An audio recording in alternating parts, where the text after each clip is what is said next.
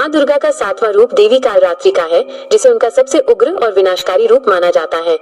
उनके शरीर का रंग अंधेरी रात जैसा काला है, उनके बाल बिखरे हुए हैं और उनके गले में बिजली की माला है। उनकी 3 आंखें हैं जिनसे अग्नि की लपटें निकलती हैं।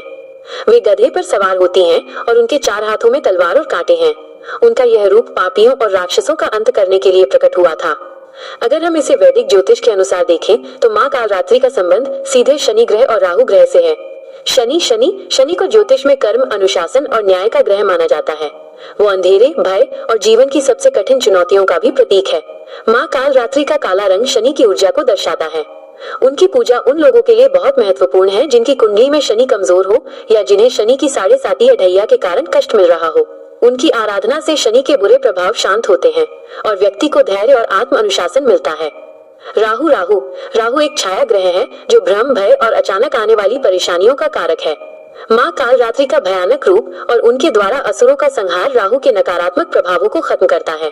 उनकी पूजा से व्यक्ति का मन शांत होता है, डर दूर होता है और जीवन की सभी रुकावटें हटती हैं। यह रूप हमें सिखाता है कि जीवन में अज्ञानता और बुराई के अंधेरे को दूर करने के लिए कभी कभी कठोर शक्ति का प्रयोग करना जरूरी होता है। माँ कालरात्रि भक्तों के लिए हमेशा शुभ फल देने वाली है, इसीलिए उन्हें शुभंकरी भी कहा जाता है। माँ दुर्गा का 8वां रूप देवी महागौरी का है। उनका नाम 2 शब्दों से मिलकर बना है, महा यानी महान और गौरी यानी गोरी या शुद्ध। यह देवी का वह रूप है जब उन्होंने भगवान शिव को पति के रूप में पाने के लिए कठोर तपस्या की थी। अपनी तपस्या के दौरान वे धूल और मिट्टी में बैठती थी, जिससे उनका शरीर काला पड़ गया था। जब शिव उनकी तपस्या से प्रसन्न हुए तो उन्होंने गंगा जल से देवी को स्नान कराया, जिससे उनका शरीर शुद्ध होकर अत्यंत गोरा हो गया। तभी से वे महागौरी कहलाईं। अगर हम इसे वैदिक ज्योतिष के अनुसार देखें तो माँ महागौरी का संबंध सीधे चंद्र ग्रह से है। चंद्रमा मन, पवित्रता, भावनाओं और शांति का प्रतीक है।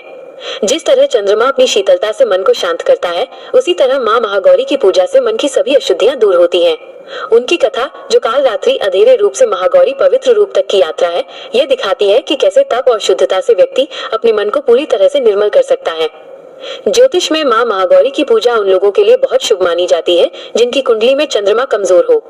उनकी आराधना से मन को शांति मिलती है, मानसिक तनाव दूर होता है और व्यक्ति अपने जीवन में स्थिरता और सकारात्मकता महसूस करता है।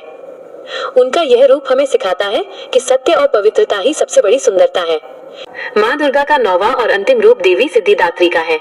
उनका नाम 2 शब्दों से मिलकर बना है। सिद्धि का अर्थ है अलौकिक शक्ति और दात्री का अर्थ है देने वाली। वे सभी प्रकार की सिद्धियां और ज्ञान देने वाली देवी हैं।